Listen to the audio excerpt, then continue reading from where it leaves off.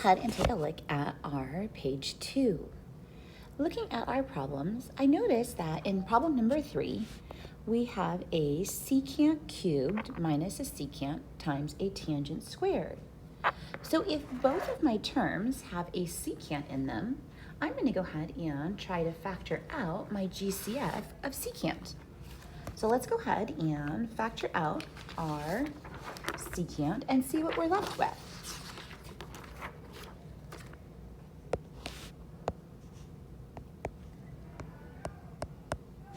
We're going to be left with a secant squared minus a tangent squared. Now, if we go back and we take a look at our Pythagorean triples, we know there's a relationship between secant squared and tangent squared. So if I look at my Pythagorean triples, our rule is that tangent squared of theta plus 1 is equal to secant squared. Well, if I subtract the tangent squared from both sides,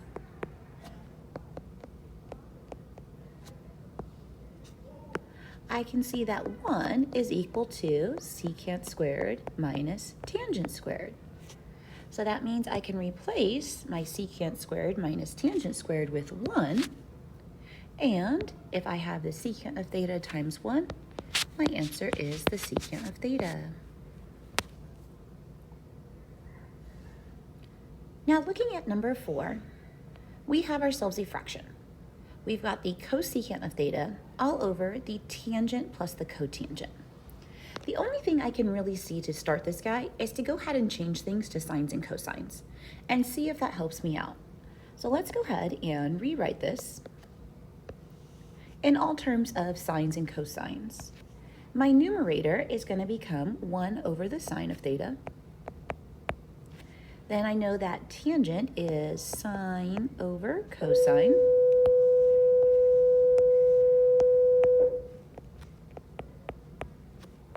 And cotangent is cosine over sine.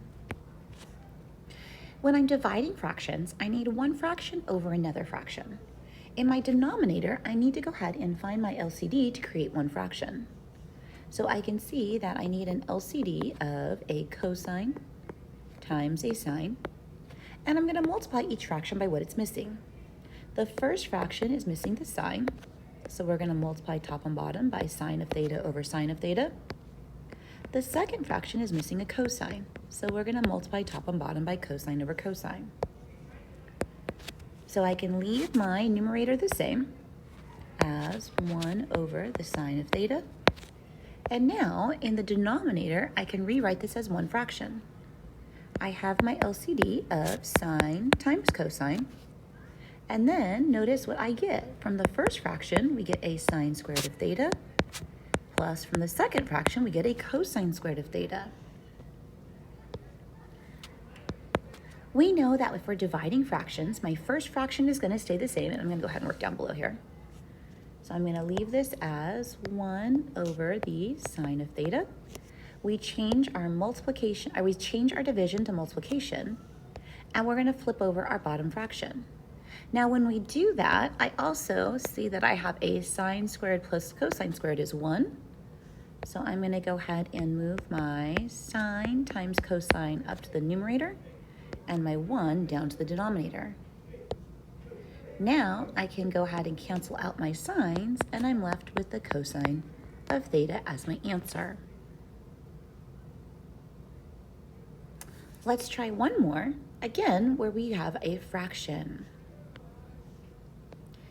If we want to simplify this and we have 2 parts, we want to go ahead and simplify it down to 1. So again, let's go ahead and rewrite our secant as 1 over the cosine. So I'm going to have the cosine of theta over 1 minus the sine of theta minus 1 over the cosine.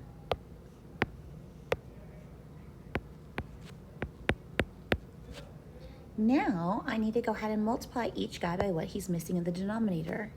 My first fraction is missing the cosine, so we're going to multiply top and bottom by cosine of theta. My second fraction is missing the 1 minus sine of theta.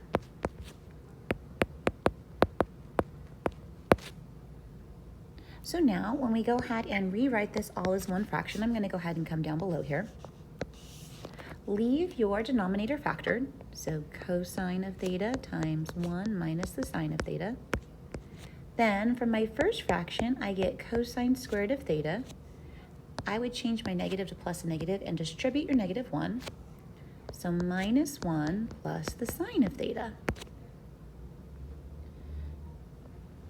So from here, you can do it a couple different ways. If I look at my Pythagorean theorem, we know that sine squared plus cosine squared is equal to 1.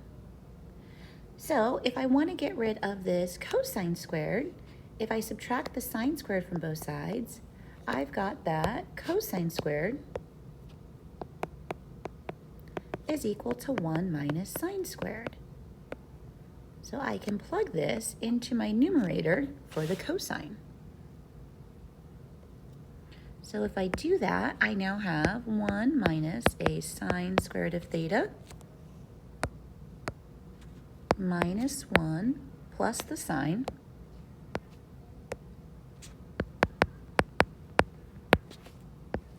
all over my common denominator of cosine times 1 minus the sine.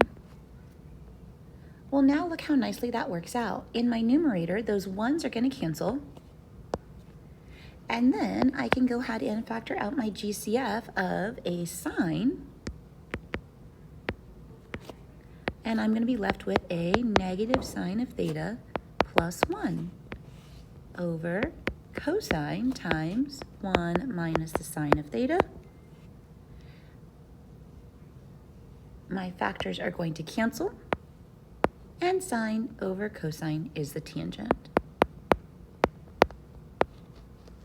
And this is one way to do this problem. There are a couple other ways to do this problem, but changing things to sines and cosines is a lot of times the easiest way to go.